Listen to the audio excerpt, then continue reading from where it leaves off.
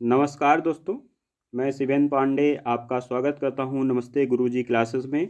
आज हम इस वीडियो में यूनिट 10 का जो टॉपिक है संघ लोक सेवा आयोग। आपको पता है कि हम यूनिट 10 पूरी तरह से कंप्लीट करने वाले हैं और लगभग कंप्लीट ही हो चुका है। इसमें हम आज संघ लोक सेवा आयोग के बारे में अध्ययन करेंगे जो यूनिट 10 में MPPSC प्री के सिलेबस में शामिल है।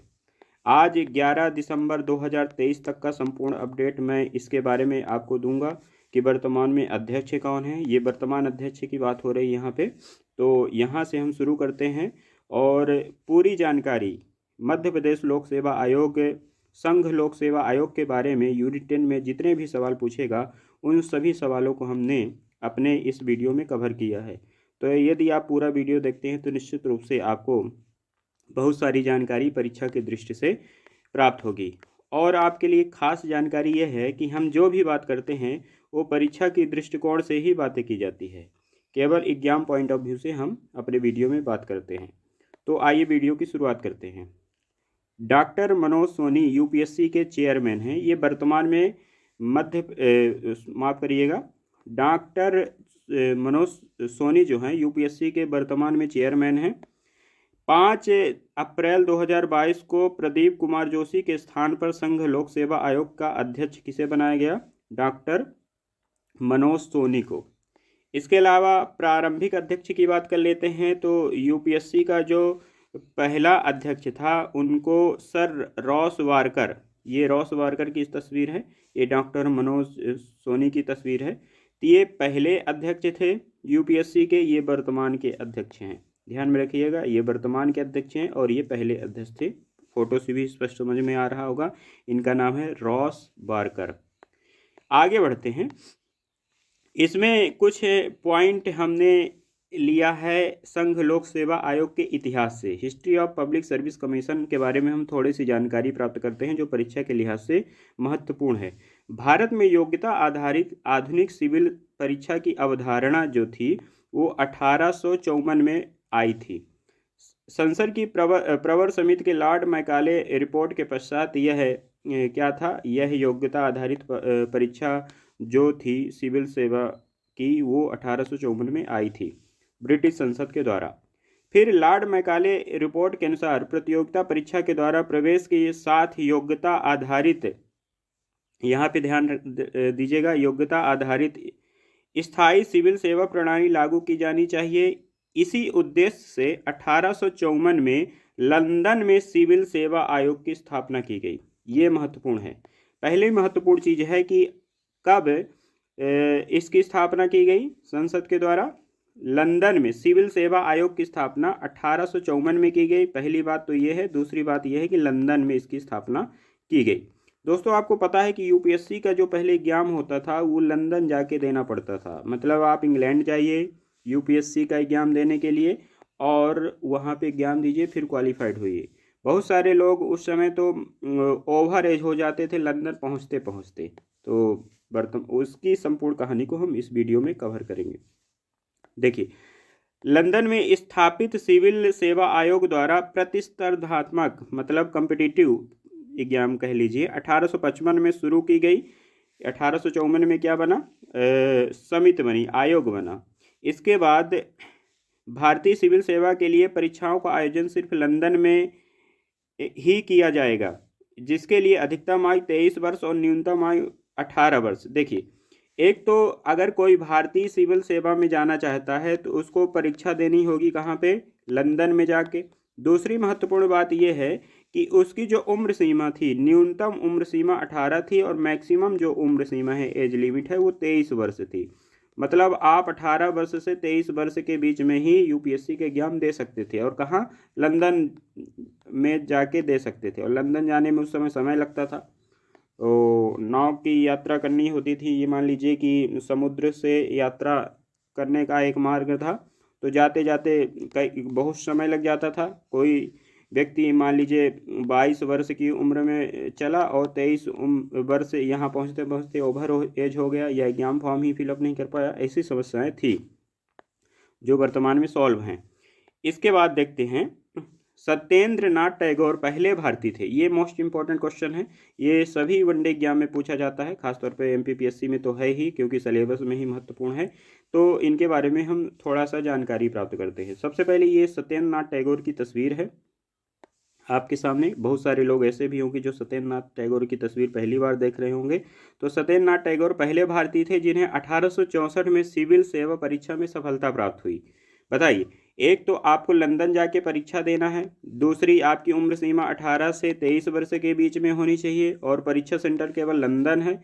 फिर भी हमारे भारतीय सत्येंद्र नाथ टैगोर ने 1864 में जाके सिविल परीक्षा में झंडे गाड़ दिए। इसके बाद इनके बारे में थोड़ा सा जानकारी ये है कि 1 जून 1854 को कोलकाता के जोरासंको के टैगोर परिवार में महर्षि देवेंद्र नाथ टैगोर और शारदा देवी के यहाँ इनका जन्म हुआ। इसके अलावा 1922 में भारतीय सिविल सेवा परीक्षा का आयोजन भारत में भी होने लगा। मतलब सिविल सेवा की परीक्षा जो लंदन में हुआ करती थी, 1922 से यह परीक्षा भारत में आयोजित होने लगी। यहाँ पे ध्यान देने योग्य बात है कि 1864 में सत्येंद्र नाथ टैगोर सिविल परीक्षा में कामयाब होते हैं। शुरुआत कब हुई? 1922 में भारत से सिविल परीक्षा का जो सेंटर है यूपीएससी का दिया जाने लगा, और पहला जो सेंटर था, एग्जाम सेंटर था, वो इलाहाबाद था।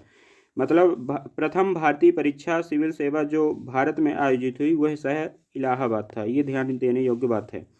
इसके बाद फेडरल लोक सेवा आयोग की स्थापना के साथ ही दिल्ली में भी इन परीक्षाओं का आयोजन किया जाने लगा। पहला सेंटर इलाहाबाद, उसके बाद दिल्ली को भी सेंटर बनाया गया। दूसरे महत्वपूर्ण बात पर चलते हैं। स्वतंत्रता पूर्व भारतीय शाही पुलिस के उच्च पुलिस अधिकारियों की नियुक्ति सेक्रेटरी ऑफ स्टेट द्वारा प्रतियोगिता परीक्षा के माध्यम से की जाती थी। सेवा के लिए प्रथम खुली प्रतियोगिता का आयोजन जून 1893 में इंग्लैंड में हुई थी। वन सेवा के संबंध में यहाँ एक महत्वपूर्ण जानकारी है। वन सेवा के संबंध में भारतीय ब्रिटिश सरकार ने 1864 में शाही वन विभाग की शुरुआत की थी तथा शाही वन विभाग के मामलों के सुनियोजन के लिए 1867 में शाही वन सेवा का गठन भी किया था। इसके बाद स्वतंत्रता पश्चात अखिल भारतीय सेवा अधिनियम 1951, ये बात याद रखिएगा। स्वतंत्रता के बाद अखिल भारतीय सेवा अधिनियम 1951 के तहत 1966 में भारतीय वन सेवा की स्थापना की गई। यानी भारतीय वन सेवा की स्थापना कब की गई? स्वतंत्रता आज़ादी के बाद आपका 1966 में। ठीक है, अधिनियम था 1951 के तहत। इसके बाद हम आगे बढ़ते हैं। भारत में लोक सेवा आयोग का उद्गम भारतीय संवैधानिक सुधारों पर भारत सरकार के तहत 5 मार्च 1919 की प्रथम विज्ञप्ति में पाया गया, जिसमें एक ऐसे स्थायी कार्यालय की स्थापना करने की आवश्यकता का उल्लेख किया गया था जिसे सेवा मामलों के विनियमन का कार्यभार सौंपा जा सके। मुख्यतः सेवा मामलों के विनियमन से प्रभारित निकाय की संकल्पना को कुछ और अधिनियम व्यवहारिक रूप भारत सरकार अधिनियम 1919 में मिला। अधिनियम की धारा 19C में भारत में लोक सेवा आयोग की स्थापना की व्यवस्था की गई। भारत में लोक सेवाओं के लिए भर्ती तथा नियंत्रण संबंधी कार्यों का वहन करना उसे परिषद में सेक्रेटरी ऑफ स्टेट द्वारा सौंपा जाएगा। यह प्रावधान भी किया गया। खैर, इस पर ज़्यादा ध्यान देने की आवश्यकता नहीं है। आगे बढ़ते हैं। ली आयोग, इसके बारे में थोड़ा सा जानकारी जरूर प्राप्त होना चाहिए। पहली बात तो ली आयोग का संबंध किससे है? संघ लोक सेवा आयोग यानी यूपीएससी से है। फेडरल कमीशन से भी इसका संबंध है। भारत सरकार अधिनियम 1919 की धारा 96C के प्रावधानों तथा लोक सेवा आयोग की स्थापना को लेकर ली आयोग द्वारा 1924 में की गई जोरदार सिफारिशों के बाद भारत में पहली बार लोक सेवा आयोग की स्थापना 1 अक्टूबर 1926 को की गई। ये महत्वपूर्ण जानकारी है। लोक सेवा आयोग की स्थापना भारत में 1 अक्टूबर, ये भारत की बात हो रही है, 1 अक्टूबर 1926 को की गई।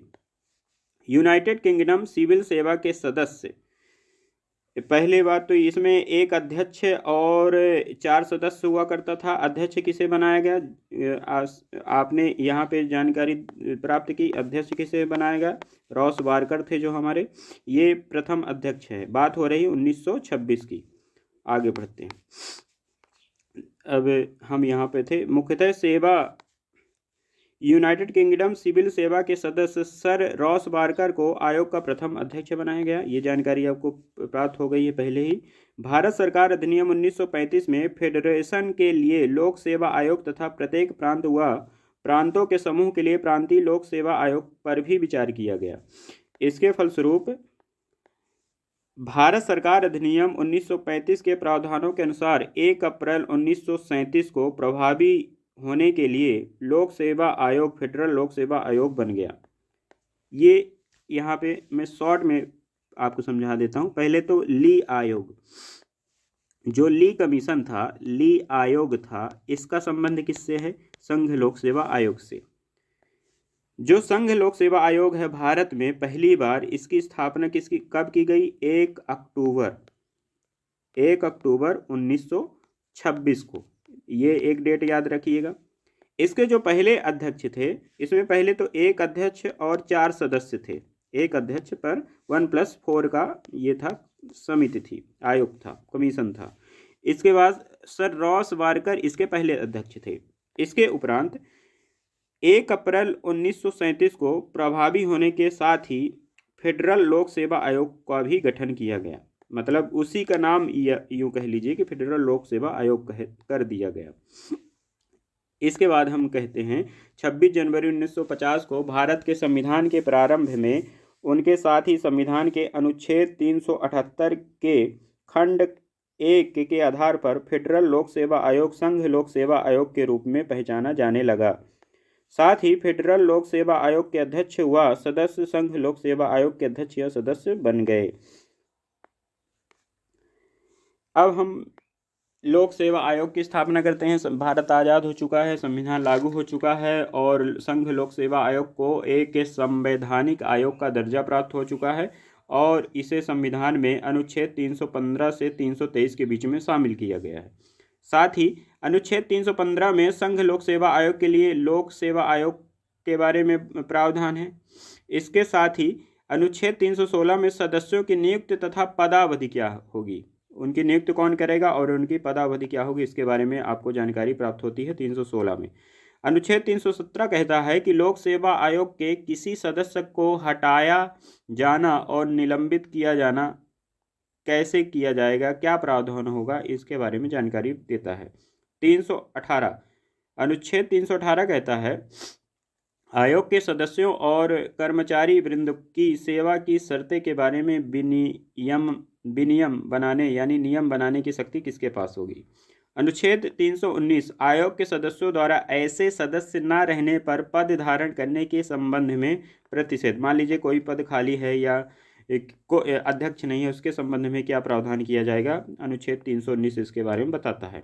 अनुच्छेद 320 लोक सेवा के आयोगों को कृत्य यानी कार्यों के बारे में, ये इंपॉर्टेंट है कि लोक सेवा आयोग के कार्यों के बारे में अनुच्छेद 320 जो है संघ लोक सेवा आयोग कौन कौन से कार्य करेगा इसके बारे में जानकारी देता है।